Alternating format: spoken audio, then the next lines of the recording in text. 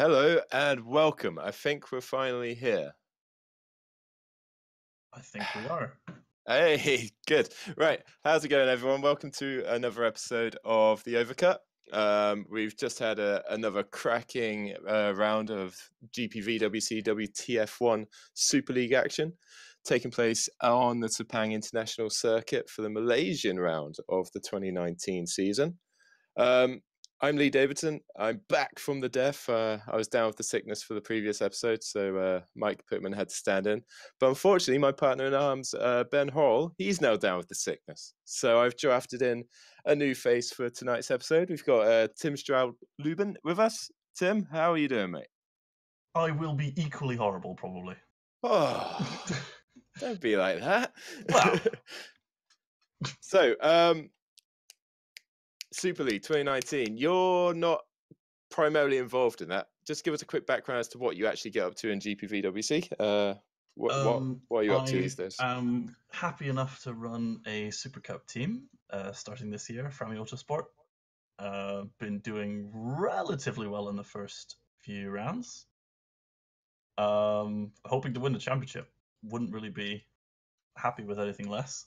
But yeah, I've been hanging around GPV for a long time, know a lot of the people in it from other leagues and things. So yeah, nice, fun community. Good, excellent. So we hope to see Framey up in the Super League with the rest of the gang in a year or two's time, perhaps. Next year. Next year, 2020, baby. 2020. Excellent. Framey, good stuff. That hurts deep in my soul. Framey. Ow. Framey. Is that wrong? Am I pronouncing it wrong? Yes. I do. What? How do you pronounce it? I wasn't even listening. Framey. Bingo. There's one M, isn't there? Framey. Okay. Framey. Okay, good. Excellent. Let's get on to the race. So we'll have a quick look at qualifying first. We'll bring up the results from qualifying and talk you through them. It was such a tight session, though. It was like, my God. Did you see the results of it? I mean, I was watching end of qualifying, and I thought it was a joke. I mean, like, pretty much everyone within 9/10. That's pretty intense. It was incredible. And a wide range of teams as well. It wasn't kind of like your usual, well, a couple of the usual suspects were at the sharp end, but you had a couple of the more midfield teams trying to make their moves, trying to get their way up into the top end as well. One of them was Rfactor, probably the surprise package of qualifying, it's fair to say. I mean, they had decent pace last race, but a lot of people said, it was more the long run situation. But Fabio and Matthias definitely proving that in qualifying, it can definitely be a threat as well. Yeah, so they came third and fourth in qualifying. Yeah, they took the second row all to themselves, didn't they? And it's still very easy to forget that they're a rookie lineup. I think Fabio had a handful of starts last season, but certainly not a full campaign. And this is certainly Matthias's first full campaign as well. So Rfactor turning heads in qualifying, but it was a familiar face right at the top in Yannick Bock. It's the guys that you should expect still, you know? I mean, even with the rookies being up really high, I mean, Matthias was highly rated before the season started. Fabio, I didn't really hear anything about as such. But, you know, having Yannick up there isn't a surprise to anyone, I don't think. That's right. So he set a pole time of 1 minute 28.665. And just to show you just how tight it was, we got the top 15 up now on the stream there. And look, Alex Cooper down in 15th for Green Stripes Racing. But there's only 3 tenths off. Well, nearly 4 tenths off. 4 tenths covering the first 15 cars around the circuit. It was incredible, wasn't it? And you look at some of the names that are a little bit further down that you perhaps would have expected to be a bit higher, especially ACR. They struggled in qualifying, it's fair to say. Maybe tried something with a qualifying setup and just didn't go the right way. But yeah, definitely surprised to see them a bit further down the field. That's right. Siebel in 8th and Fidek all the way down in 13th. He wouldn't have been happy with that. But then you look at the times and you think, yeah, but they were only 3 tenths off pole, which in any normal circumstance would probably get you a top 6. So yeah, that's true. It could have just been one lockup, one missed apex. That's it. That's all that was needed. Yeah, exactly. Another notable name there is Liam Duval. He was pole sitter back in the first race in Melbourne, and he can only imagine 11th place on the times. But then I believe he removed his fastest time as well because he reckoned he cut. So he started even further back still. We'll touch more on his race shortly. But yeah, so that's qualifying. It was a fantastic grid as well. It lined us up for an excellent race. You got Eros Mashuli? Mashuli, yeah. In second place for Adonis. Kind of after the false start almost of Melbourne, you kind of got a little glimpse of 2016 Eros again, didn't you? I didn't see Eros in 2016. I didn't really He was good. follow Super League. He was good. Very good. He was very good. All right, that's what we need to know. And then Peter Burlak in his first race of the season after his exploits over in Spain, managing a top 10, but right at the very back of the top 10 in 9th place, just ahead of Stefan Ruolt, who continues to impress for Scuderia Basilea. I mean, a lot of predictions were suggesting that that team would make the transition to Super League quite easily, proving everyone right so far. Yeah, I mean, the driver lineup is pretty damn good. Burlak is interesting, maybe not got the practice in that he wanted after Spain, or maybe just took a bit of a break, but still perfectly respectable, especially considering the circumstances in qualifying. Absolutely, yep, you're right there. A little shout out to my team quickly, Epic Racing. We got 5th and 12th, which was absolutely fine for us, with considering our qualifying pace back in Melbourne was a little bit off par. We were very happy with 5th and 12th, respectively, for Wright Kilk and Jeffrey Fournier. We've only got the top 15 on the grid, but some notable names missing. Again, Street Fighter, they're still the Red Bull team, and GPVWC are still not firing on all cylinders. Yeah, really not firing on all cylinders. Arguably worse than round 1. Yeah, that's probably fair to say, especially as with Green Stripes Racing kind of outpacing them a little bit, especially over a single lap, it would appear. Toro Rosso outpacing Red Bull, that would be a hell of a story if it were real life. Exactly. And then also you got Ricardo Costa. He didn't quite crack into the top 15 either in the second Hawkeye. You'd expect a bit more from Costa, really. He's an excellent driver, just wasn't on it today, perhaps. I've heard some differing things about why that is. That I'll leave what up have you in heard? the air. Come on. I don't know. I don't know if it's my place to mention something like that. But well, let's see if Costa actually comes on first of all. We'll give him a little bit of time to see if he's around, and we'll touch back on it later, maybe. Good. Right. So on to the race itself. Incredibly good race in terms of driver standard and everything, racing standards. Barely any on-track crashes or anything like that. There wasn't really any, he shouldn't have done that sort of events. There was a little bit of close racing, a couple of tire-on-tire collisions now and then. But it was an excellent advert for GPVWC WTF1 Super League, I think. For sure. Even the tire banging was fair enough. Going into turn 1, it's just a difficult place to be side by side, and people are aggressive to try and get people to stop having an overlap. So it's stuff to expect. No, there was nothing at all that was out of the ordinary in terms of driving standards. Yeah, absolutely. So here's the results. We have our winner in Yannick Bock, 2 out of 2 so far. He's starting to prove himself as a title contender, I'd say. Would you agree? Well, definitely. If you win the first 2 races of the season, it'd be hard to not call you a title contender. Exactly, that's right. Do you think it's something he could perhaps sustain for the coming races, at least maybe first half of the year? It's always a question, but if you start off that well, I mean, you're definitely on a groove. Yeah, the confidence would be running high right now, especially with the team as well, because it was his teammate who finished second. So it's an Evolution Motorsports 1-2. And considering they got a 1-3 in Melbourne as well, it doesn't really get much better so far. No, there's really doesn't get any better. And then you got Alex Siebel in 3rd place. Now, Alex Siebel had a race of 2 halves, really. His first half, he was kind of marooned in traffic a bit, wasn't he, after his qualifying? I think he dropped down to about 10th or 11th after the first lap. And so that dirty air, which played so much havoc in Melbourne, I think it might have caught him out again in the first half. But my God, once he was in clear air, yeah, he was it incredible. definitely shows how good of a driver Alex is. To like the middle stint, he just made up so much time, and a bunch of other people that had issues with traffic as well, they kept having issues with traffic.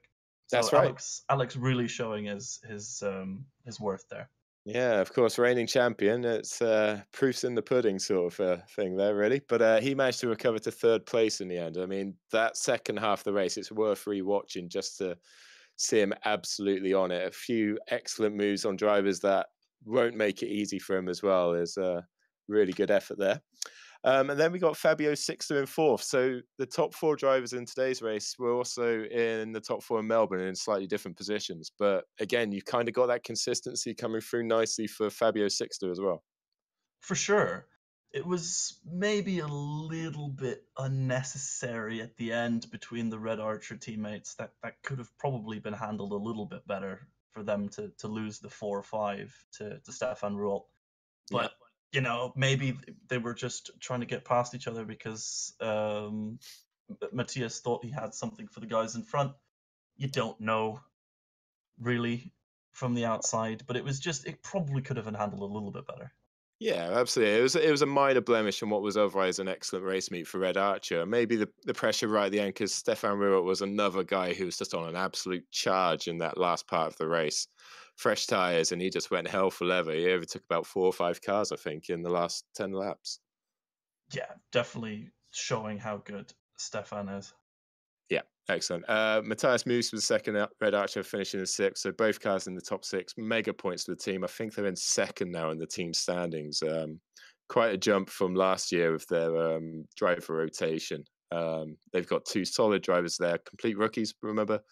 And they're performing nicely. We've got Jeff Fournier in 7th place. He threw down some lovely moves again. It seemed like we tailed off a little bit at the end of our stints on the soft tyres, so that's something we might need to investigate a little bit further, as that affected both cars. Dan Brewer in 8th place for Madcape. Again, another decent drive from Daniel, who continues to just bubble a little bit under the radar, doesn't he? He's always there or thereabouts. There was a few wheel banging moments with, I believe, was it Jeffrey or was it your other It was car? it was a yellow car. Yeah. It was definitely a yellow car.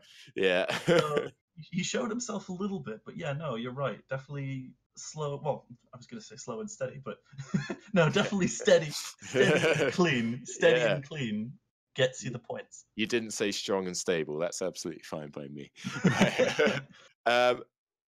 And then you got Eros, who started on the front row and tried a very alternative strategy. I think he stayed on ultra softs for the entire race. Yeah, I don't know what the thought process was there. Yeah, I mean, the only possible reason would be that they just had absolutely no pace on the soft or super soft, maybe, and they just had to bite the bullet and do the extra stops. But yeah, down to 9th. Again, he showed flashes of brilliance. His first stint where he jumped Yannick Bock off the start and then was defending into the first turn for what felt like the whole stint was excellent racecraft, and they kept it clean throughout. It was an absolute clinic on how to do defensive driving, really. Absolutely, and it looked to me like it was a very good strategic move as well, because it looked to me as if he was just cruising at the front, doing all that he needed to defend from Yannick, and just saving tires and maybe saving a bit of fuel for this stop, basically extending his first stint. But in the end, that's not what happened. Mike Pittman's just corrected me, saying he used softs on the final stint. There we go. Eros did use softs on this final stint. He did, yeah, apparently. I wasn't aware of that. I was engrossed in the Siebel Jordan chase. Right kilt finish it. No, sorry, we missed Per Burlak. He got a top 10 for Edge. Like we said, maybe just a little bit race rusty right now. Give him another couple of rounds or so of extra practice, and I'm sure he'll be back up in the top 6 where he belongs. Right kilt 11th in the second of our cars, Epic. He complained of a bit of damage. In fact, just touching back on your comments about Dan Brewer, they did have a collision where their wheels interlocked it, and it seems like that left him with quite a bit of damage, unfortunately. Sergi Harris came 12th for flag to flag. Some useful points for flag to flags. They continue to try and break through that midfield sort of pack and try and start challenging for top 6, top 7. Matej Miliak for Scuderia Basilea. Again, both cars in the points. What more could you ask for your first season, sort of thing? That's exactly what you want to be doing. Just consistently getting those point scores in, keep yourself safe from relegation for the first year, and then build on the foundations. And considering where he came from, it was a bloody great recovery drive as well. That's a very good point. He was way back in the grid, wasn't he? I think, did he have a penalty? 23rd on the grid, yeah, 10th place.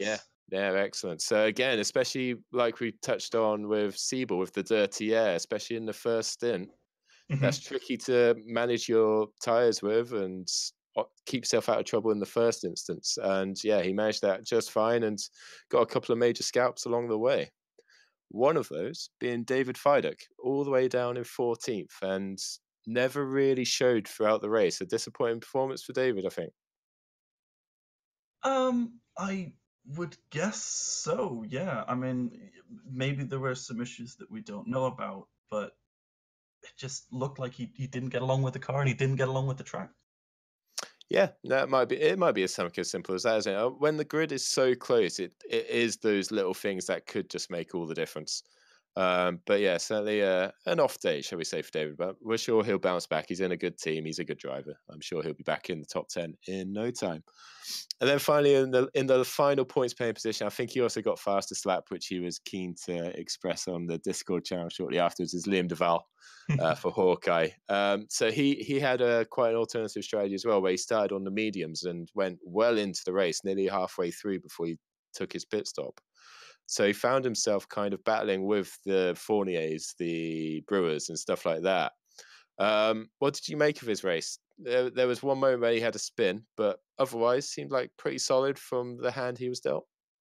It was pretty solid. He was probably, at least from what I saw, one of the people that was most affected by the traffic and by the dirty air. So, the spin, of course, was unfortunate. But, just the situation of the race turning against you. Yep, exactly. So that's a nice rundown of the top 15. A few other drivers finished outside the points. I think we had about 8 or 9 DNFs in the end, off the top of my head.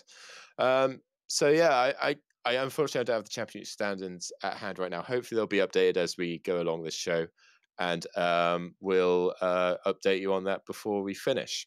I'd just like to take a quick moment just to welcome any new listeners that are listening on the Downforce Radio. This is the first episode, I believe, that's being broadcast, Tim. So how about that? We're radio stars as well, man. Good. So now that we've done a little rundown, let's have a quick check of the YouTube chat. Let's have a little looky, see who's on today. So we got Simon. Can I get a shout out for my biggest fan, Lee Machine? Simon. Simon is a good friend of mine outside of Simracing. He was my best man at the wedding, in fact, so I should really give him a shout out. Hi, Simon. Love you. There's Mike with his. See, behind the scenes, Mike kind of makes sure I don't cock up too badly, because obviously you have to use 2 compounds in the race, don't you? So of course, Eros didn't. Right, that makes sense. Yeah, that does make a lot of sense. Chris Shepard says hi, and Wopke Horst was saying using 4 tyres is a better idea. Wopke, that might be where you're going wrong, matey. You're a good driver. Just try and keep the tyre usage down to a minimum. Right, Mark says standings are updated now. Do you want to go have a look on the GPV? Have you got them? I was literally about to tell you. Yeah. Amazing. They have been updated. Go on then. Surprise me. Who's where? It's wonderfully symmetrical, the top 3 places. No way. Yannick Bock, obviously, in position 1. Dennis Jordan with a 3rd and a 2nd in P2. Alex Siebel with a 2nd and a 3rd in P3. So perfect symmetry there. It was meant to be. And the 4, they're all there. Fabio Sixta, 4th and a 4th in P4. It's Germanic domination of GPVWC at the moment. That's true. Right, you are. How are the teams looking? I can imagine the teams might have been shuffled up a wee bit. Teams, Evo, of course, P1. Well, yeah, apart from Evo. Yeah. We don't need to discuss Evo anymore. They've had enough tonight. We know they're in the lead. It's fine. Acer Zaxby's still P2. Are they still P2? With only 7 points to Red Archer. More than I would have expected, to be honest. I thought it would have been closer. Yeah, definitely. Scuderia Basilia P4. Surprise. Well, Basilia fourth. surprise. Wow. Yeah. I Race mean, 1 was good. this So is the thing though. Those double point finishes, they make all the difference. they do, absolutely. Absolutely. And it was the sort of the reverse of round 1 for Scuderia Basilia, because there Linux ended up in 5th. And here our good friend Mr. I forgot his name. Oh dear. Mr. Rold, yes. French names. Mr. Rold ended up 5th. So it was yes. a reversal for them as well. Yes, 6th is Austrian, Mike, you're right, but that's still Germanic. Okay. Okay, I'm part Austrian. I consider myself slightly Germanic, okay? It's still the same. You're part Austrian? I am, yeah. My grandmother was hey. My grandmother's from Austria, yeah. Right, so that's kind of the rundown of all the facts and figures for us after Malaysia. So let's start getting some people in for a quick chat, shall we? So who we got waiting? We've got Dennis Jordan, we've got Jeff Fournier, and we've got Tyler Parker. So Tyler Parker's also involved in Super League with Epic. He's a race strategist on Jeffrey Fournier's side of the garage. So who do you want to talk to first, Tim? I'll let you choose. I don't know. Race strategist sounds like somebody that would be interesting to talk to. Yeah, should we start with Tyler? You've got 2 of those, by the way. You've got one. Yeah. Wow. We expanded over the off season. Jeez, that's I know. fancy. Fancy pants. Okay, cool. Let's bring him in and see what he has to say. Hello, Tyler. Oh, hey, Lee. Hey, how's it going? Oh, all right. Good. I wasn't sure if you were up for an interview or not, but you're in the green room, so I figured you'll be up for an interview. Oh, yeah, sure. I was just talking to, the 2 guys up there, Dennis and Jeff. So did you manage to learn it? some... Have you learned anything from Dennis Jordan that we can use in Bahrain? Yeah, that if we just push the tires a little bit longer, maybe we can beat him. Really? I don't know. Yeah, we'll figure something out. I'm sure they've got something, in their bag of tricks that they're using that we just haven't found yet, but we're probably closer than most. So it's that little secret paddle switch behind the steering wheel. We need to get our hands on that one day. Yeah. Anyway, Tyler, so a decent race for your driver and Jeff. Started a little bit further back on the grid, but made his way up nicely. Threw down some lovely moves at the same time. How do you feel the race went from your point of view? I mean, it seemed like everybody wanted to maintain or gain track position, but nobody really wanted to push. I mean, everybody was, we were just talking about it up there, actually.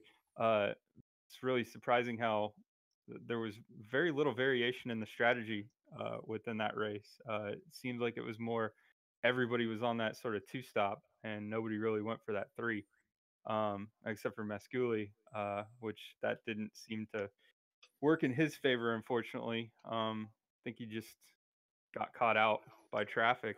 But I figured passing be a little bit easier here, but with the tire wear and just the advantage of kind of just staying in that DRS and saving your tires so you can get to that end to make that push, kind of like what we saw with ACR and Evolution do with those ultra softs.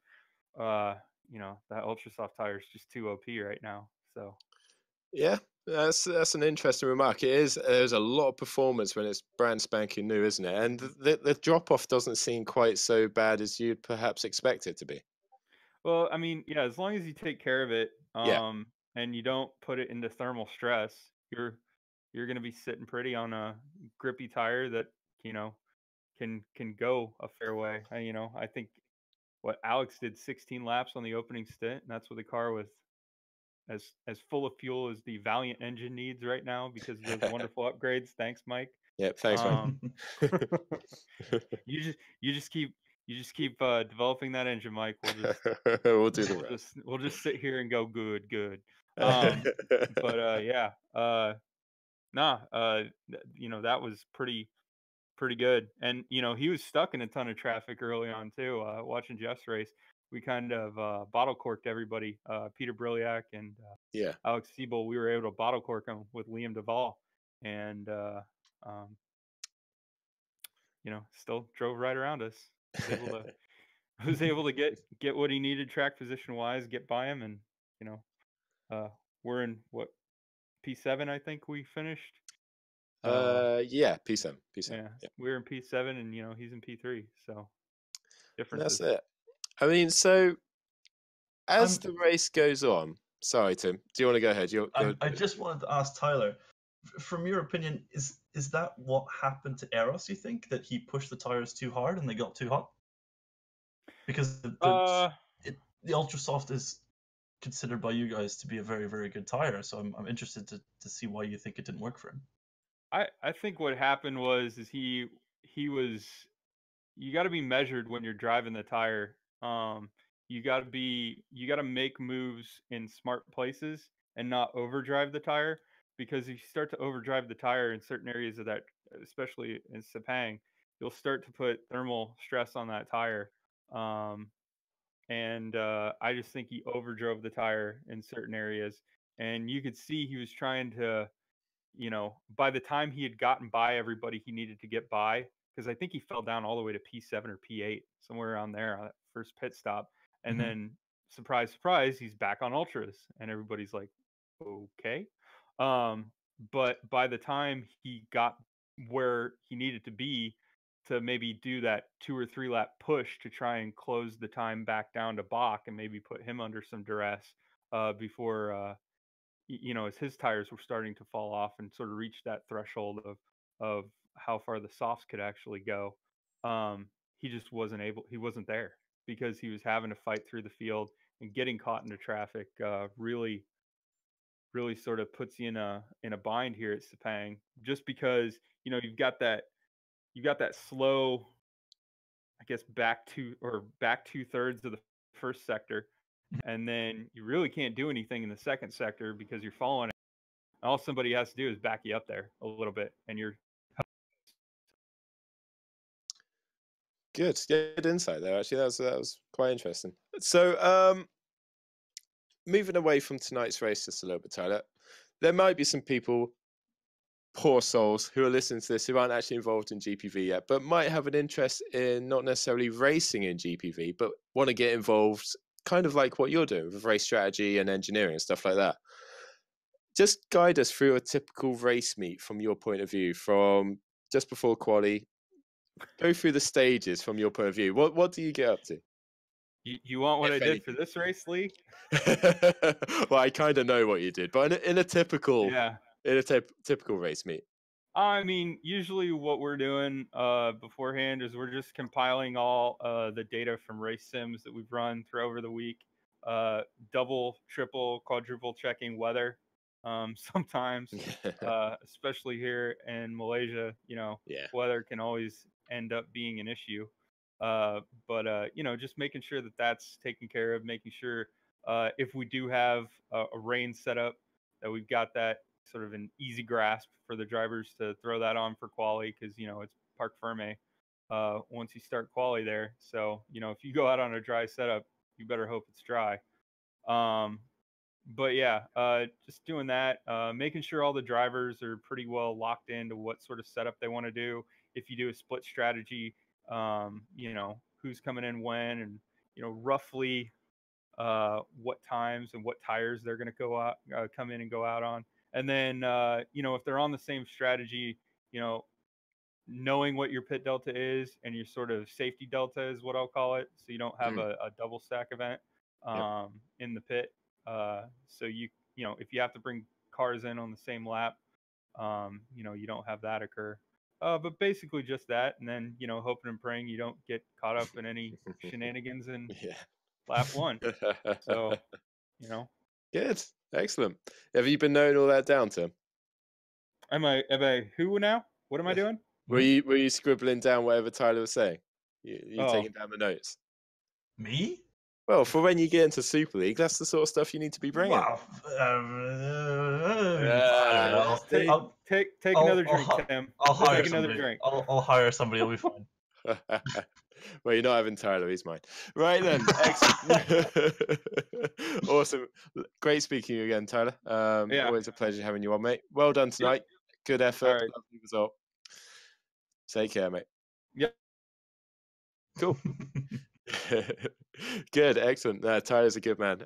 He's really super experienced with sim racing, so I'm pumped that he's still on our side. It's excellent. Good Good, man to right. have in your corner.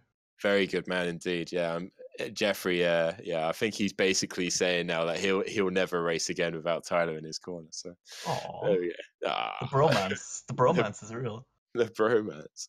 Right, let's have a quick look at a few more chats. Tim, you were wrong. Stefan Ruolt is Dutch.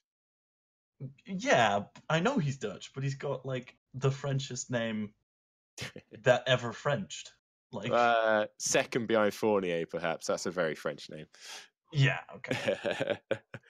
Mike replied to your comment about to Tyler's comment about Valiant, saying you keep sending the money, I'll keep sending the engines.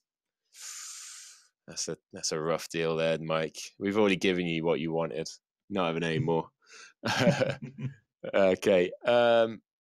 So we've got actually 3 peddlers in the green room now. So it'd probably be rude to ignore them. One's Dennis Jordan, who came second in the race. Florian Gaia, who again struggled a little bit for Street Fighter. It would be interesting to get his perspective on events. And we've got Mr. Fournier. Of course, we've got Mr. Fournier, friend of the Overcut. I think he's been on every episode. He'll be on this one as well. So shall we bring in Florian? I don't think I've actually ever spoken to Florian on the Overcut, so this will be his debut. And we'll have a little chat about him, see what he thought about the race and where Street Fighter is and where they can go. Let's bring him in. Hello, Florian. Hi. Hey, how you doing, mate? All right, I think. All right, you think? That doesn't sound very convincing there, Florian. How was the race from your point of view? Not the best result once again. Yeah, the result wasn't the best, but my own performance I'm actually quite satisfied with. Yeah. Yeah. Okay. So just let's start off with qualifying. It's super tight qualifying. I think you were just outside the top 15, if I remember correctly. Yeah, I didn't really get a good lap in, and it was pretty close. I think I could have done a 28, but I kept messing up. And if you mess up and it's so close on the grid, you're like P25 or something. And yeah, it didn't really matter because I had a 10 place penalty, so I had my laps deleted and chose the tire. That's fair enough. That's usually a fairly good way to go about it, really. If you feel like if it's only going to sacrifice a handful of positions anyway, there's no harm in doing that, really, is there? So moving on to the race itself, didn't really get to see much of you on the broadcast, if I'm completely honest. So do you want to explain to us how you felt your race went from your perspective? Yeah, start was alright. I tried to stay out of trouble when the cars ahead were jockeying for positions, and I think lap 2 or 3 I tried to overtake one of the storm cars into turn 3, and he closed the door on me and I spun. I lost about 10 to 12 seconds, I think, and I was last, and then I just the rear tires were cooked, so it was pretty hard to actually keep the car on track. We already got traction issues quite a bit. Okay. Is that just in general or because of the overcooking of the tires? In general. Okay. And it made it even worse then. So I slowly then got back on the train, and I was usually going for a 3-stop, but the tire wear was alright, so I thought the only chance for points was going for a 2-stop and hoping the pace was good enough. But on the soft, I really had no traction out of the slow corners, like the hairpin in sector 2 or turn 1 and 2. The exits, it's like terrible. Really have to wait so long to get on the power. And when I get on power, I get huge tank slappers, and so it's really hard to drive at the moment. But yeah, I really was on my own most of the race, but the pace is really not there. Yeah, you sound very downbeat. I mean, I've spoken to you a few times, especially last season and everything like that, and you always had a bit more of a chipper voice to you. You kind of sounded like you still had optimism, but it sounds like this one's kind of taken it out of you a little bit? Do you feel that way? Do you feel like, oh, not again, here we go, sort of thing? Or do you still think, no, still just two races in, we still got 14 to go, we can turn this around and we can crack on? Well, it's actually after Melbourne, I was really downbeat because of the expectations that race, and today I pretty much knew it wasn't going to be easy, and I had quite different aims, and I was actually quite happy with the result. Although the pace wasn't that good, then we still need to fix that, because I believe we can fight with the guys. Oh, it's obviously not easy, and they're doing a great job, but it's obviously actually the difference. As I said, I was quite happy with my own performance today. And I really think once we figure out, hopefully really soon, what the issue is, and then score some points, because we can't afford another 2018, like I said 2 weeks ago. Yeah. But really, the mood in the team is not bad. Like you would think from the outside, it's all bad and bad results, and everybody's let their head down. It's like everybody is trying to help as much as they can and improve the situation. And the mood isn't as bad as you would think. Well, I'm good. That's good. I'm glad to hear that, because both you and David Francis, you're excellent drivers. You've already proven that in the past. So we do want to see you back up here towards the sharp end of the grid. Tim, what do you make of Street Fighter's perceived struggles so far? I mean, it looks like their form's carried over from 2018 to 2019. Is it something that you think should be an easy fix, or is it what do you make of it? Well, clearly it's not an easy fix, otherwise it would have already been sorted. But I mean, it's a very professional team, and I get the idea that they at least have a rough idea where the issue is. So I hope that they can sort it out as soon as possible, and really, be one of the people fighting for the top positions. Yeah. Do you feel like you've got a plan in place, Florian, to kind of get out of this this situation at the moment? To be honest, no. If we knew what we have to do to change it, we already would have done it like 2 weeks ago, Friday after Melbourne. It's like we're in the dark and we don't know where to go, what to do. So it's not easy at the moment. I mean, you can do lap after lap, but it's not going to solve the issue really. And everybody else, or the guys that have it right or better than us, they can focus on other things, and the gap's going to get bigger and bigger again. So yeah, we'll have to see how it goes. Okay, so let's venture outside of Street Fighter. We'll put that to the side. Looking at the first two races so far, is there anything that you find surprising so far? Is there any particular team or any particular driver who's kind of caught your attention that you weren't quite expecting to? No, not really. I'm not really. Really, it's nothing special at the moment, really. No, that's fair enough. I suppose for me, it's the people up front. I pretty much expected. I mean, I'm a bit confused as to why Dave isn't up with the ACR guys or the rest of his teammates. But apart from that, nothing special for me. Okay, cool. So Bahrain's next. Is that a circuit that you kind of prefer over Melbourne and Malaysia so far? It seems like the general consensus is the first two racetracks aren't exactly the nicest for drivers, but Bahrain perhaps more open circuit, much more opportunities for overtaking and everything like that. Is it a track that you particularly look forward to? With the issues we got on the car at the moment, it could be actually worse than today. So oh no, I would have preferred another track like Sepang. So we see. The track is okay. Nothing special for me. It's like start-stop track. So we'll see how it goes. But yeah, So, with the issues we got at the moment, I'm not really looking forward. So I'm curious. You mentioned the issues that you've got at the moment. Do you feel that it's more of a setup issue, or is it really something with the direction of the upgrades? Setup. Setup, right? Okay. Upgrades, no problem. Mm-hmm.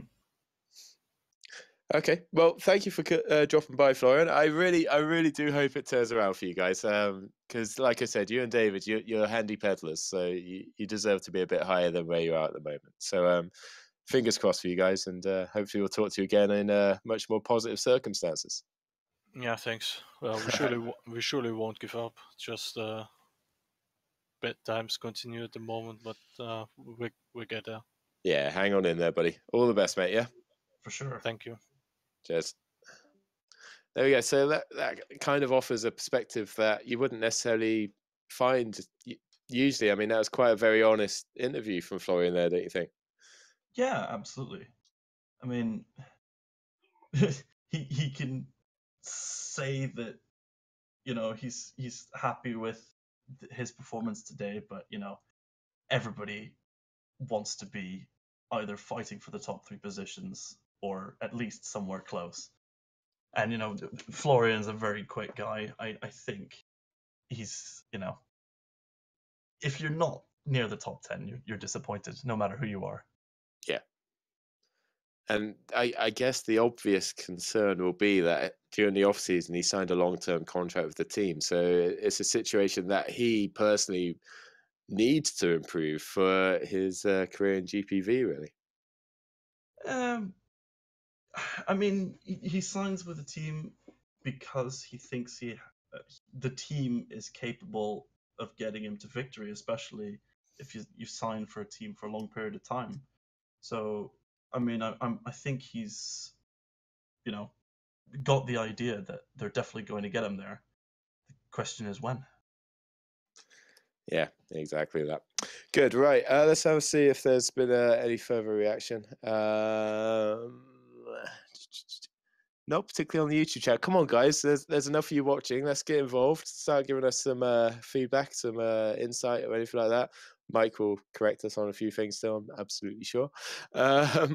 So I've just had a message from Dennis Jordan saying, "Don't pull me in. I need to go for a pee."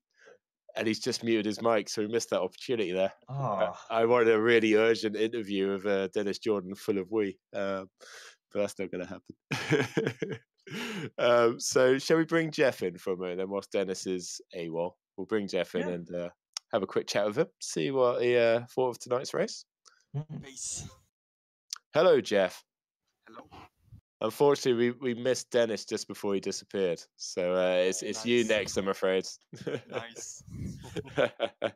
So, Jeff, P7 after qualifying P12, was it? Yeah, P12, starting P11 after Yam grids penalty. Yes, that's right. So, again, you improved on your grid position, which is always a good thing. Tell us how you feel your race went. Well, not really hard actually when you fail your quali, but yeah, well, at least the pace in quali was there today compared to 2 weeks ago. I could, yeah, well, I think all the guys in front did a great job, so I'm still satisfied of finishing P7. Great strategy, so was fine. Good. It seemed like a clean race from the broadcast point of view. Were you happy with the driving standards today? Yeah.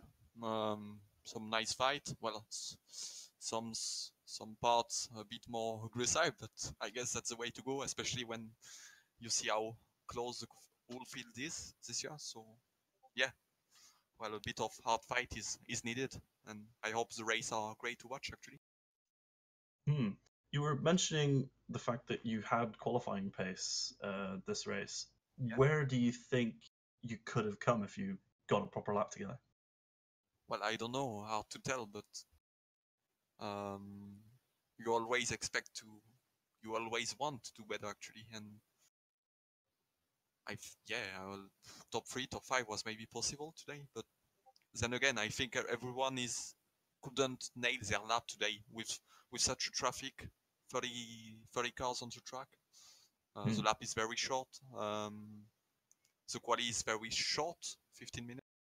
So yeah, difficult to get a proper lap in. Yeah, but that's the same for everyone at the end. So Mhm. you know, you can only blame yourself, I guess. Very, very fair opinion. So I am actually going to quickly ask you the same question I asked Florian.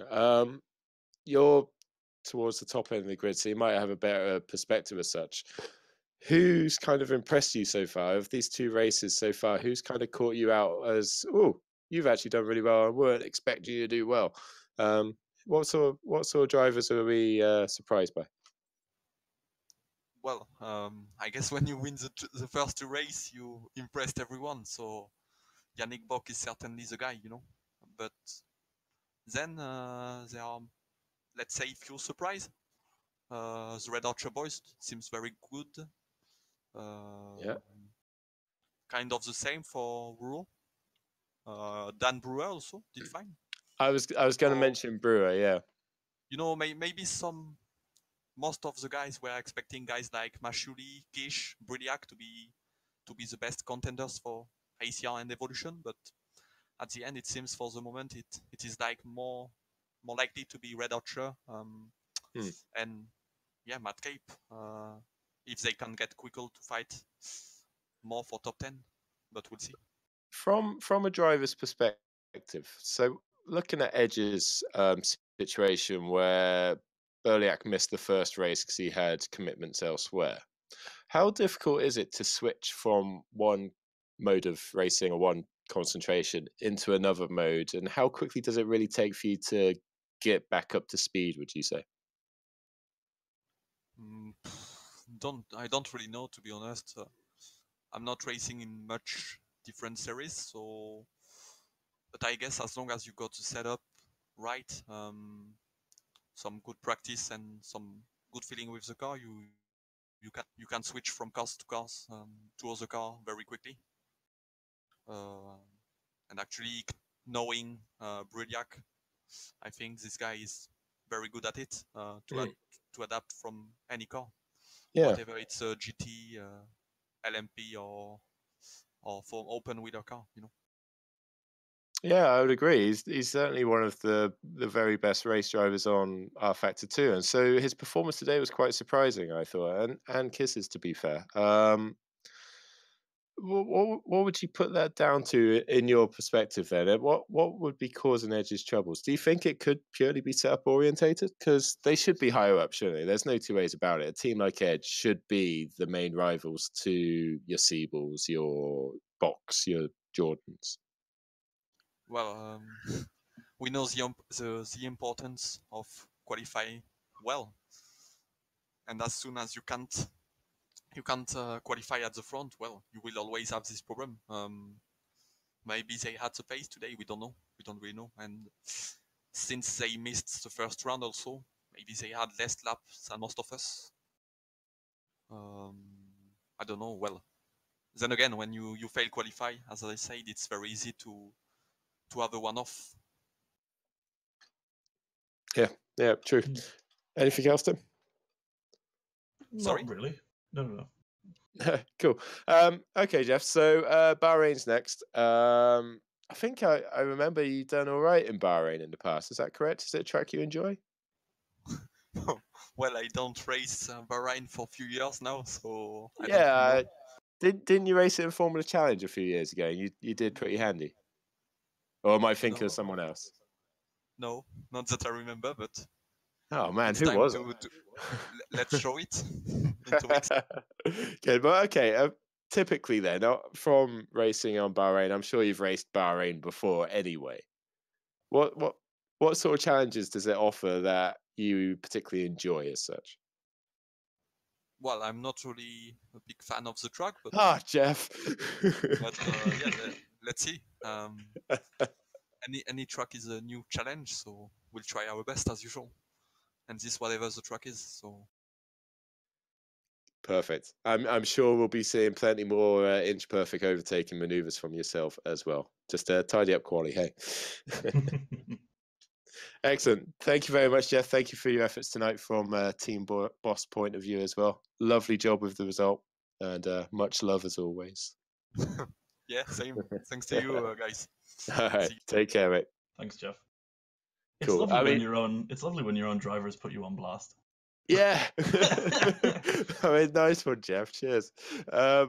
So I said this during the broadcast of the race in the YouTube chat. Name me a better overtaker than Jeffrey Fournier. I mean, I'll throw that out to everyone who's listening. Name me a better person at overtaking than Jeff Fournier, and I'll disagree with you. At Bahrain? No, just in general. I mean, if it was only Bahrain, I would have a pretty good case. You reckon? Yeah, Charles Leclerc F2 at Bahrain. Well, no, okay. I mean, a GPV. Oh, okay. Well. Yeah, no, I mean, Charles Leclerc. Yeah, okay. Hey. I'd be very interested to see what he'd be like in a Super League car. Got a Ferrari F1 official team. Yeah, for sure. Could you imagine that? Maybe I'll go send a little message to Maranello. Cheeky message to Mr. Binotto. Yeah, Scuderia Epic. Right, Mike's already responded. Of course, Mike's already responded. He's saying Siebel. Of course, he'll say Siebel because he's his World Championship driver. The problem is, Siebel put on a clinic today, but you don't see Siebel getting into many situations that requires a good overtaking move in the first place. He's up at the front.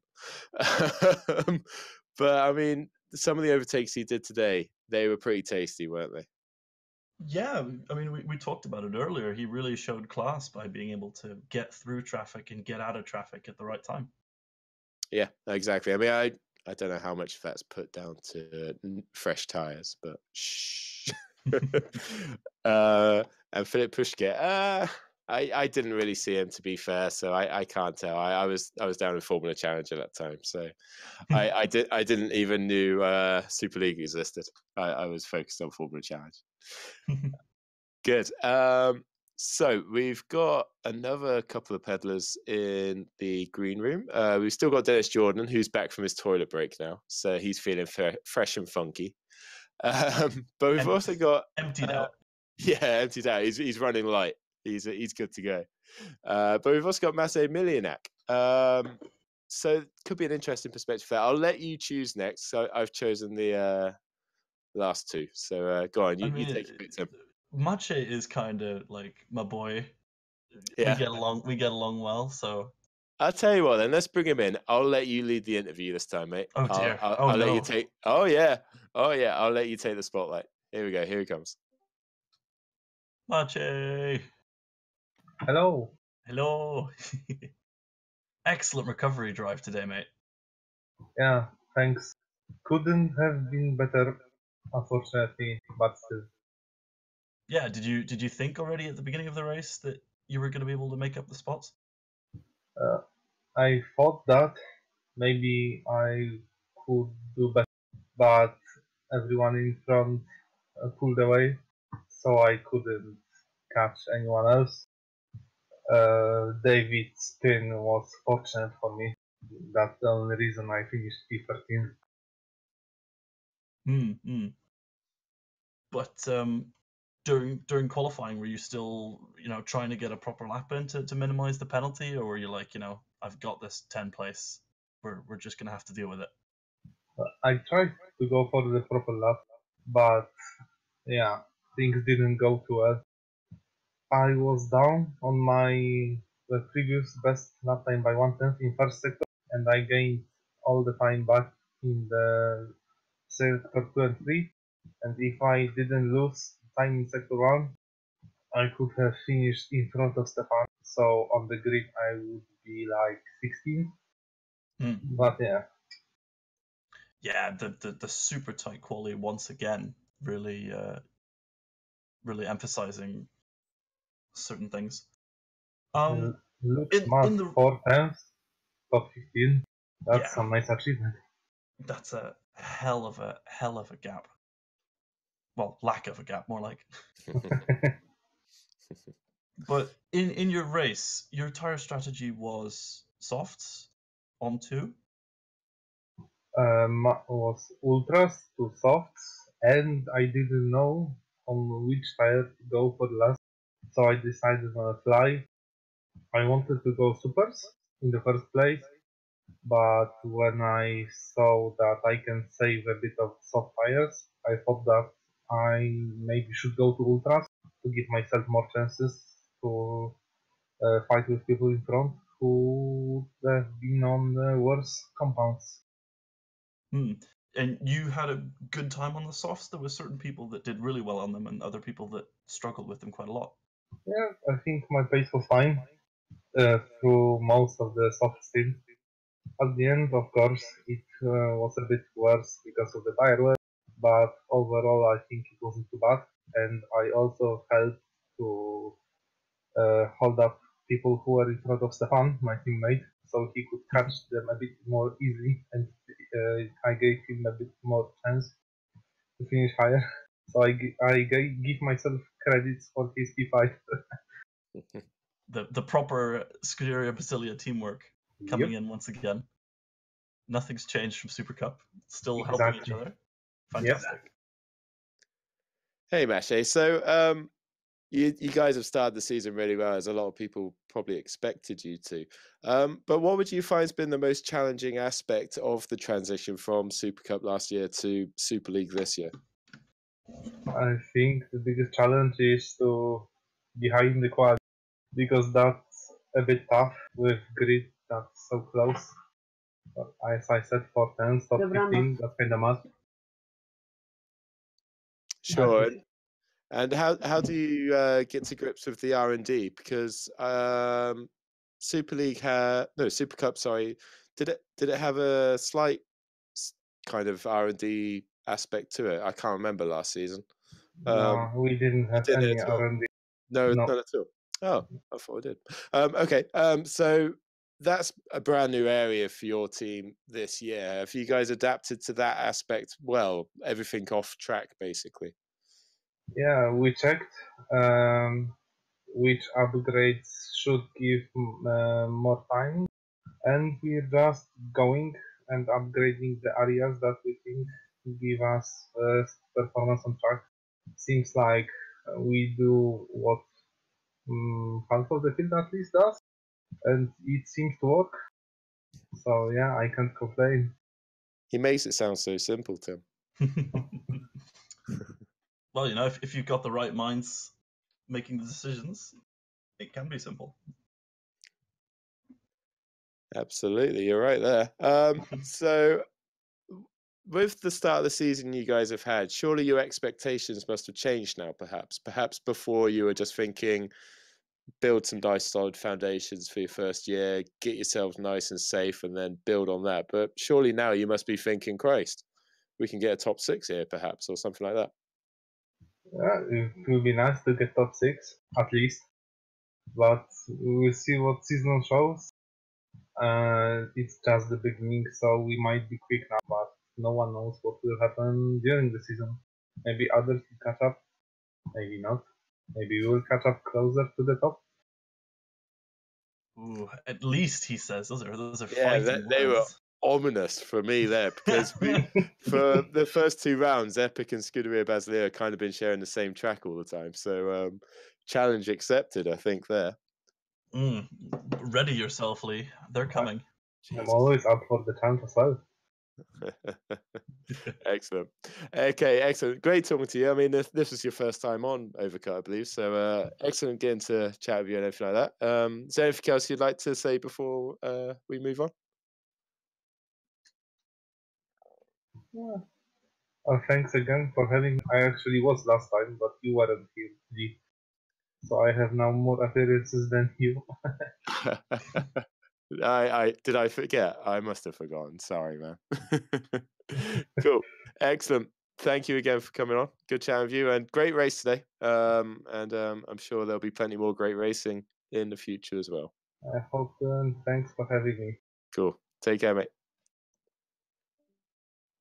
Nice. How have you gotten to know him, Tim? Me and Mache were, well, he was already quite deep into his other team, RGPL at the time, and working with ACR. But we were in the same endurance sim racing team for a while. Okay. And it was always really good fun and nice guy to talk to. Good, excellent. Yeah, he seems like a stand-up guy. So both on and off the track. So yeah, a welcome addition to the grid, certainly. Right then. So it's still just Mike Pittman on the YouTube chat, guys. There's got to be someone else there who can at least take the limelight off him a little bit. Although we're making him feel old, Tim, so that's a success in my books. Noble pursuit. Yes. Good, right. So he's been waiting long enough now. His bladder might be full again. So let's bring in Dennis Jordan. He finished second in tonight's race, and obviously he runs Evolution Motorsports. So he's going to be one happy chappy with their 1-2 tonight. Let's bring him in and see if we can actually get some emotion from him tonight. Casually downplaying the fact that he finished second as well, Lee. That was great. But he finished second. Second. You were 2 seconds off the win, Dennis, so you can't be happy with that, surely. Yeah, I mean, at least I had some time now to think about it, but I think I'm getting back to good mood. It's been a hard time. The toilet break must have helped. Definitely. Excellent. Right. So your team are just rolling right now. You got 1 and 3 in Melbourne. You got 1 and 2 tonight. It literally doesn't get much better than this, Dennis. You must be feeling quite pumped. Yes, I am. Man, you're doing this on purpose. Yes. Okay, so tell us about the race a little bit more. You spoke about it after the race in the official broadcast. My question is, towards the middle part of the last stint, you were catching Yannick quite handily, shall we say. When you were in clean air, you were taking a good chunk of time off every lap. If you actually caught up with him, though, were you in the mindset to pass him? Yeah, that was the goal.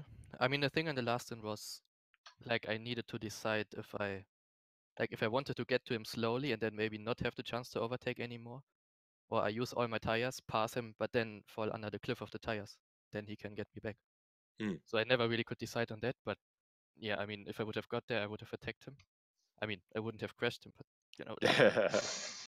just would have been good racing, I think. But yeah, just couldn't quite manage it. Were you expecting this kind of form from Yannick before the season started? Did he show glimpses of this in the off season? Did you think, ooh, I think we might have a title challenger here? Well, I think what most of the people don't know is that, like, I don't know, 4 or 5, maybe 6 years back in the RF1 days, like, Yannick was, he was the guy, beating Siebel, Puschke, whatever. Like, he was the man to beat. So I think he kind of lost motivation at some point. Didn't really touch the wheel for, I don't know, 3-4 years. Oh, I okay. think even last year when he came back, did some SC races, did some Super League races with us. I think at the end of the at the end of the year, he had probably less than 100 hours in Rfactor 2, which I think if most of the other drivers on the grid look at their hours in Steam, probably rather going to be 1,000, 2,000, maybe even 3,000. So yeah, I knew that when he's fully motivated, and he now is fully motivated, and learns all the tricks about Rfactor 2, then he's the man to beat. So I'm not surprised. We were nicely in sync there, by the way, Lee. I was going to ask him exactly the same question. Oh, wait. Great minds and all that. You got any questions on your mind at all, Tim, apart from that one? Don't steal any of mine. Yeah, I mean, the R&D and the team management is something that, is very important in Super League. Being like team owner and driver at the same time, is it taking attention away from either of the two things, or are you able to combine it? I think it's not too difficult. I mean, if you're like really focused on the driving part, you're like into the whole Super League thing, anyway enough that you can manage, the team management side, and the other way around as well. Like, I don't think it consumes as much time to like manage the team and do all the plans that, what maybe some people think further down the ladder. But yeah, it's I don't know. For me, it works. You know, we are working as a whole team together, and it's pretty easy. Do you maybe even think that it gives you an advantage? You know, Yeah, being able to possibly. feel the setup and the upgrade changes. Definitely. I mean, yeah, we put, you know, quite a lot of time into both areas, so I think that can only profit you. Oh, way to go, Tim. You're going to get every Super League manager giving themselves their own seat in 2020 now. Sorry, right, you're out of here. It's my seat now. Whoops. No, very good. So, obviously, for the rest of the season, you've got to be considering the championship now. You've kind of got no excuse otherwise. But what do you think it's going to take to maintain this sort of performance? Because it's inevitable that other teams are going to start challenging you at some point and everything like that. What do you think you need to do to keep that slim advantage you have over the likes of ACR and Red Archer? Well, I can tell you, like, what we are going to do tomorrow the whole day is, you know, we're gonna download the replay and like watch the race of basically everyone and just see what they did better, what, you know, we could have done better, why their strategy worked, why their strategy didn't work. And I think, like, you know, doing stuff like this is giving us an advantage at the moment. And I don't know how many of the other teams, I know that a lot of teams, you know, say that they do a lot of stuff in that regard, but you know, teams that say that stuff the loudest are, you know, still not even scoring points. So yeah, sick burn. Damn. No, that's a very valid point though, Dennis. I completely agree with you. You want to let your results do the talking, really, don't you? Well, that's what we are doing, yes. Yeah, absolutely. Good. Just off the top of my head, who is your test driver? I've forgotten. It's the freaking awesome Tom Parker. How can you forget? No, I thought it was. Yeah, I wasn't sure if it was still him or not. You'll have to get him on here one day. You and Tom, a nice little double act. Chalk and cheese. I'm gonna ask him. Yes. Yeah, too right. Anything else, Tim? Nope. Anything else you want? You got my question in before I could. So I'm sorry, man. No, it's good. It's fine. Is there anything else you'd like to add, Dennis? Any other comments you want to make? Any shout-outs? Well, I really love this show, and the reason why is because I like the overcut. I have to do it quite a lot in the race. I hope I can, you know, come back here again a few times with similar results. Well, you're a friend of the show, Dennis. You're always welcome. So it's always a laugh getting you on and having a quick chat, trying to get something out of you. Excellent. Nice one, mate. All the best. Congratulations again on the 1-2. Stunning result. Excellent performance as always, mate. Thank you. Cheers. Bye. He's a good chap, Dennis. He's such a handy peddler as well. Obviously a very switched on team manager as well. You can just tell by the way he kind of presents his responses. It's measured. He knows exactly what he wants to say. He's an excellent guy. I love him. I think I love him a little bit. Though. He's cheeky underneath. Yeah, you got that little bit of spice just underneath, giving a bit of heat. It's brilliant, isn't it? Yeah. Good. Right. So we're reaching 70 minutes, Tim. It's flown by. Yeah, I definitely agree with that, yeah. Cool. Right, so we'll do one more interview.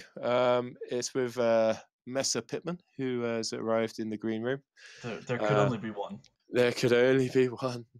So we'll bring him in, but it's quite an interesting one, I think, because ACR weren't all dominant. So it's going to be an interesting discussion, I think, with Mike. We might actually get some interesting responses, perhaps to some probing questions. Indeed. Let's bring him in. Let's see what he has to say. Hi, Mike. Hey, I think you sat in my seat, mate. Nah.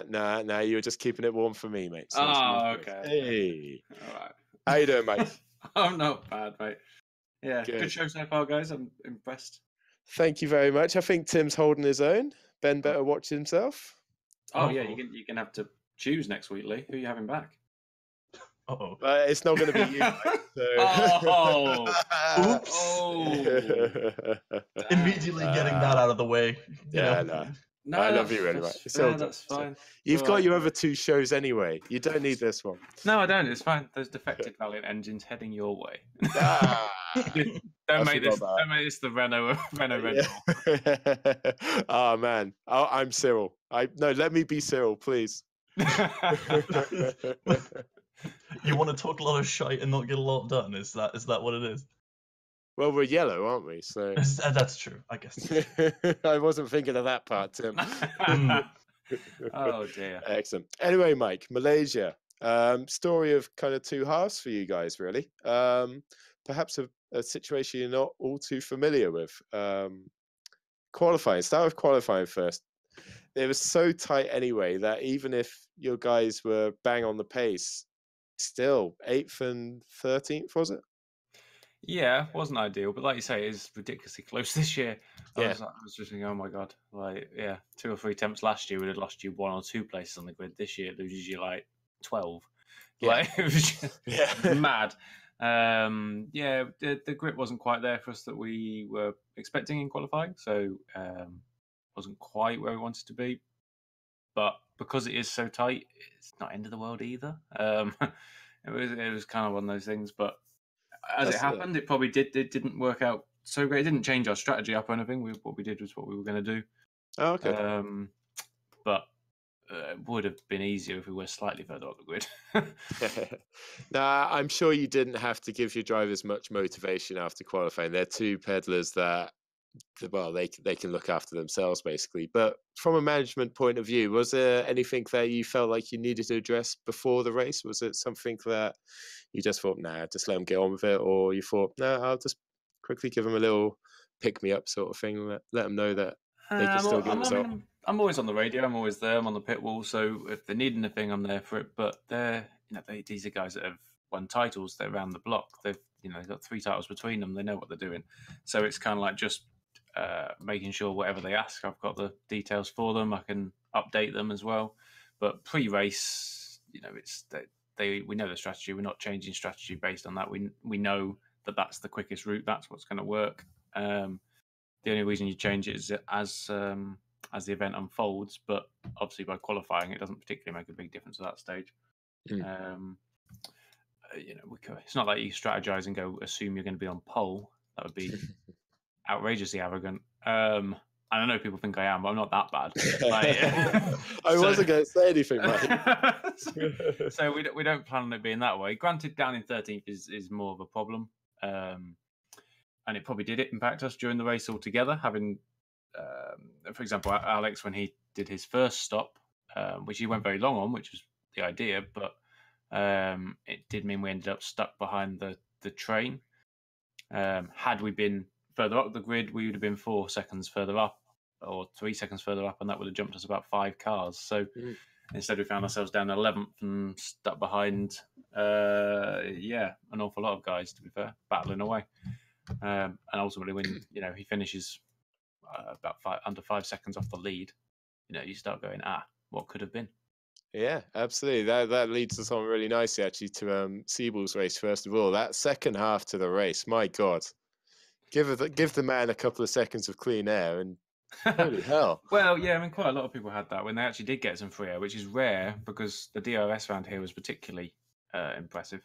And because it was so close all the way, even to the end, it was still a pretty close finish all the way. It meant most people had DRS, so it became quite difficult. But yeah, the strategy helped. Awful lot of people on softs towards the end. We're on ultra softs, so that does make a huge difference, of course. So it makes it look impressive. But when he came out the pits and we were 8 seconds off of third, and he was in 8th, we thought, well, you can have this. So, so that was fine. We didn't really expect him to go any further, because Dennis also ended up on ultras. So he suddenly. And Yannick was far enough up the road that although both of the guys, Dennis and Alex were catching him by the looks of things, it was never going to be quite.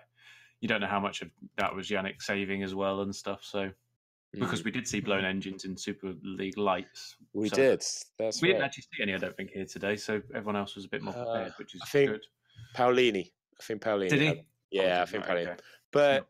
Is that the event on, isn't it? So, oh, nice work. You're back on side. Well done. Hello. Right. Tim, I'm going to ask you as well as Mike here. So for the second race in succession, I know it's really early doors. We shouldn't read into it too much, but I'm going to stir it a little bit. Here we go. Siebel's kind of, it's fair to say, has outpaced David Fidek. Not comprehensively, perhaps, but enough to kind of perhaps raise an eyebrow. Now, getting into the mindset of David, he's a two-time champion. He's joined the top team, obviously looking to get that third title. Would the start of the season knock him a little bit, do you think? Or is it just like he'll just brush off and good times are still ahead sort of thing? Shall I let Tim start that? Yeah. No, I want to hear Mike's answer. I definitely want to hear Mike's answer. Well, no, he's trained pro. He's been at this for so long that it's one of those, like, as a bit like Dennis said, we sit down tomorrow. We'll get Alex and David together and have a look. 4 days look there, Mike. To be fair, we probably will watch the race back with Dennis. There's no harm in that as well. I mean, him and Alex get on that well. Yeah. In fact, if we can learn anything off the Evolution guys after this race, all the better. Very true. Very true. So, but no, David knows what he wasn't happy. He knows he's having to adapt his driving style, to be fair, to this mod. Okay. He's learning a lot of Alex in that respect. But he knows he's not quite there yet. By his own admission, he's annoyed at him. I know he's not happy, which is good, because that means he's not accepting the results that he's getting, and he will move up. Yeah. It's that motivation, isn't it? I'd be more worried if someone was coming on going, I don't know where to start. I don't know what I don't want. I'm not bothered. I'm like, I tried my best. Yeah. Yeah. Exactly. Yeah. Like, nah. Yeah. So it's like, right, actually, this is the problem we got there. Originally he had tyre wear issues, but actually this time he's fixing tyre wear issues more and more, so that's good. But he's not quite where the top runners, obviously, and because the field is so much closer this year and the mod is so much closer this year, it highlights if you're a couple of attempts off, you're suddenly 8 places further down than your teammate. Whereas when Risto last year was a couple of attempts off Alex, he was third. So there's no guarantee that many people could keep up. I have absolute faith that David can. Well, and what do you make of it, Tim? What's your opinion on Fidek's start to the season? I mean, he is, at least as far as I know, more of an elder statesman of GPV, and I mean that in a good way, in that he's extremely reliable to always get points and get to the end of the race in a good position. He might not necessarily be like the out and out pace of Alex Siebel, but if what Mike says with the adjusting his driving style to the mod is affecting him, then you don't know what happens when he will get it right. Yeah, absolutely. So I think kind of to go back to the question, it is kind of a feeling of good times are still ahead, really, isn't it? It's a tough start that's going to build him up character-wise, perhaps. And well, I think the biggest factor realistically is actually, as you say, if you like to say the elder statesman of the grid, it does mean they have real life commitments and actually can't do quite as many laps as some of these younger guys that may have a bit of spare time. So it does take him longer to adapt. And actually, when you look at his results, apart from, like, say, his championship years where he's just on the podium every race, he does always come better in the second half of the season. But when he's more used to the mod and he's had the time to put in, just certain people can put all the time in pre-round one. Yeah, that's a very good shout. That's a very good shout. It's a shame, but we will get there with it. We're still second in the championship, even with, even if he's sitting there going, I'm not happy with the results, and you guys are questioning the results, he's still come home in points, which some teams can't say they've got in 2 races with 2 cars each time. So yes, thanks, Mike. It was all right. Good. So that wasn't even really a dig at you. Yeah, it was. Not really. No. So looking at the team standings, is it more looking ahead at Evo or one eye behind on the likes of Red Archer? You have to look ahead. Of course you do. because that's where we were last year. So anything is a backward step from there, I guess. But ultimately, you know, if we're still at the point where we go, we're still not happy and we're not doing as good as we could do, and we're still second, that bodes well. But the gap is getting bigger at the top, so we need to make sure that reins in a little bit. We've still got more points at this stage of the season we had this time last year, so that's good. That's a very good point, actually. That's a very good point. I always forget your start to last year. It's mental. Yeah, it wasn't the best, but then it was last year. We had a lot of different race winners as well, and it wasn't one. You know, Evolution this year seemed to have picked up an awful lot of points in the first 2 rounds. Yeah. You know, where I think we've got 5 teams that still haven't scored and stuff. So it needs to be mixed up a little bit. We need the points shared out around people. Come on. Epic won last time in first round. Where was that? Come on. we tried. Honestly, we tried. We'll get there. Good. So, is there any teams that, aside from perhaps Eva and Red Archer, who we've talked about quite a bit already in the episode, what other teams have caught your eye, perhaps a little bit further down in the field? Ooh, that's interesting. Teams-wise is quite difficult because there's not many that are actually hugely doing well as a team, I guess. If that makes... I mean, Scuderia Brasilia done pretty well, but I know you mentioned them as well. But like certain drivers I've been quite impressed with. Brewer, like you mentioned, has done rather well. Particularly as his, you know, I don't know. I don't know if you guys did, but I had him down as sort of the second driver in that team, almost. Yeah, especially at Quico. Yeah, absolutely. And you know, he's not just the results, but he just outpaced him, even qualify. I know Quico had a penalty the first race and came back with points, but you know, he DNF'd here, but it still just seemed to be outpaced by Brewer anyway.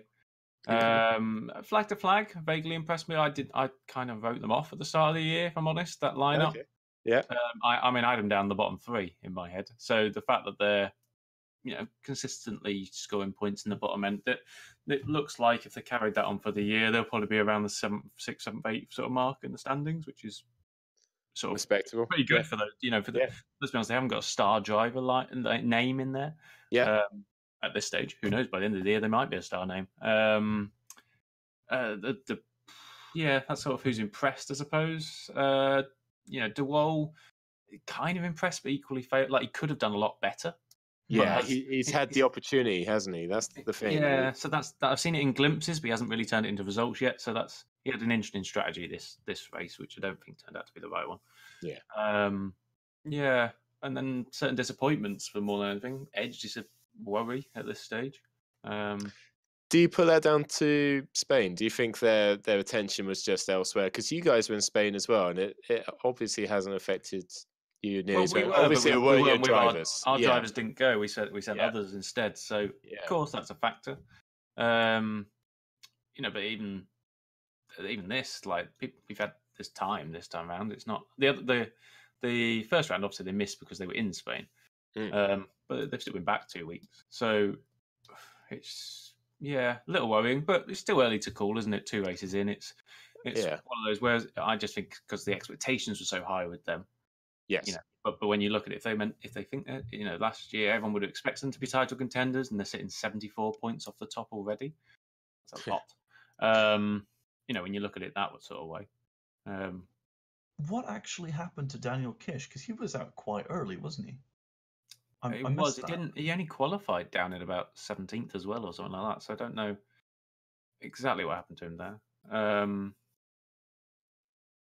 Sadly, he qualified P18. I was on the pit wall. I didn't really see that at the time. It wasn't. They just said on the broadcast that he parked up, and that was it. And he wasn't shown on the broadcast at all. So it must have been a quiet race up till then. Yeah, very peculiar. Very peculiar. I mean, whether or not it's there is a certain tactic to these things. You know, if you know you're not going to score any points, if you haven't practiced enough, and you're not going to be able to do it. Get rid of any penalties or anything else. You know, save the engine and go at it next time. I don't know.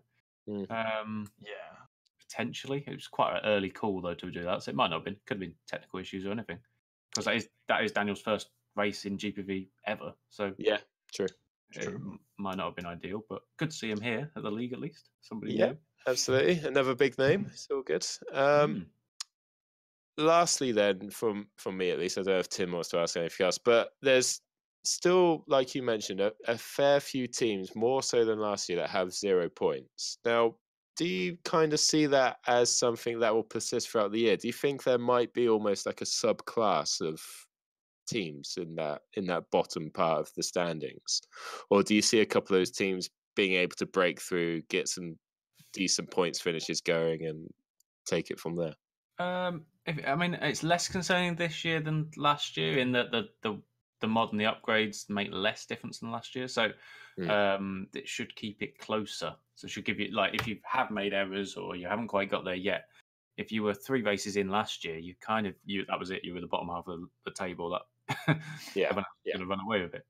This year isn't quite like that, and you've got to take heart from the fact that 4 other teams are also in the same position as you. If it was just you, one team at the bottom not scoring any, you'd be worried. It's a worry. So there's enough races, there's enough points on offer that people will make errors, or But if I was them, you'd have, I don't know. I would start looking at doing a bit like Flag did last year and Mad Cape. Just look at alternative strategies, roll the dice a bit.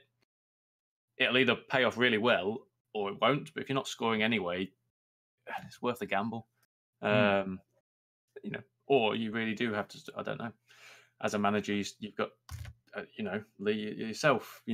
How long do you carry it on for before you go? Is it on me, or is it on the drivers, or is that our season written off? Is that, when do we start saving points? When do we stop testing? When do we? To sound like a politician, you start taking the difficult decisions. Yeah, but then some people go, well, you know what? And for example, Missouri would come to mind. They stuck with those guys last year anyway. Chances are they'd probably stick with them this year again. That's just the type of team they are. Yeah. Whereas certain teams might change drivers more regularly and things. I think Adonis will be worried that they're down there, but they showed good pace today with Masculi. So he, I'm sure that will come good again. But there's. I mean, it was slightly worrying hearing from Gaia. He sounded properly downbeat, didn't he? Not just had a bad race. That's straight after a race. I mean, obviously, tensions flare a bit, or disappointments are right in the air, aren't they? But it didn't sound the most positive. He might wake up in the morning and feel very positive. Go for it. That's it. Yeah. It just great. Came across a little worryingly. Understandably dejected. It really. Yeah. I mean, if he feels he's driven his heart out and he got 16th, then I suppose I can understand it. And he's done a year of this already. This isn't just 2 races. This is now we're 20 races in or whatever it is. And as you said, you guys said, he's signed up for another however many years. So he's more keen than probably anyone to turn it around. Yeah. Yeah. Good. All right. Anything else, Tim? Nope. Nope. You're all good. Fair enough. Just thought I'd come on and have a good chat with you guys anyway. I always enjoy the show. Oh, bless you. We enjoy having you on as well, Mike. You always offer good insight, and you're a good man to chat with. Bit of bants. It's all good. It's got to be done. Well, as the season progresses, I'm sure there'll be more and more. I'm sure. Once you get Ben Howell back around every now and again. No offense, Tim. But well, I was about to mention we have a comment on YouTube saying 3 hosts sound good. So Tim, it might be a permanent gig at this rate. There we go. Nice one, Mike. Cheers guys, and keep up the good work. Nice one. All the best, mate. Take care. Thanks, Mike. Cool. There we are, Tim. Yeah. So that's all the interviews I think we're going to get tonight. So we'll start gently wrapping up the episode. How do you feel the episode's gone, Tim? Have you enjoyed your time with the Overcut? Thanks for having me on. Yeah, I've really enjoyed having you here. You offered some really interesting questions there, and I think you did really well for yourself there, Tim. Good job, mate. Thank you. So now we just need to get Frammy up into Super League, and then we can make this a bit more frequent. 2020. 2020, baby. Yeah, it's happening. Nice, good stuff. Thank you everyone for listening.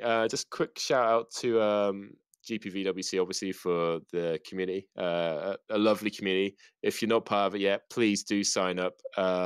Just go to gpvwc.com All the links are there for the forum, for all the different series that they run, the Discord channel, etc. Also, thank you to Sim News and Mike Pittman for helping us out from the technical point of view, for hosting us and everything like that. They have a Patreon, so by all means, if you enjoy this, if you enjoy the other programs that they have on offer as well, please do contribute a little bit if you are able to. It's all greatly appreciated. Special thank you to Dan as well, our producer. He's the one who controls the slides in the stream in the first place. So thank you again for spending your free time with us to make it all happen, Dan. And thank you to everyone who's listening, both on YouTube and on Downforce. I really hope you enjoyed the episode. I think you all agree Tim done an ample job standing in for Ben this week. I believe Ben's going to be back for Bahrain, so it might be a normal service resumed. But Tim, thank you very much. His voice winds its way back into his exactly, mouth. That's it. Yeah, I mean, it was literally this morning. It's like, yeah, my voice is gone. Okay. Whoops. Fine. But no, we'll keep you on the reserve roll there, Tim. If I need you again, I'll be dragging you in, mate. I'll be here. Perfect. Excellent. Thank you very much, guys. Excellent race again tonight. I really recommend, if you didn't watch it live, watch the replay. Simracing at its very best. Take care, guys, and good night. Good night.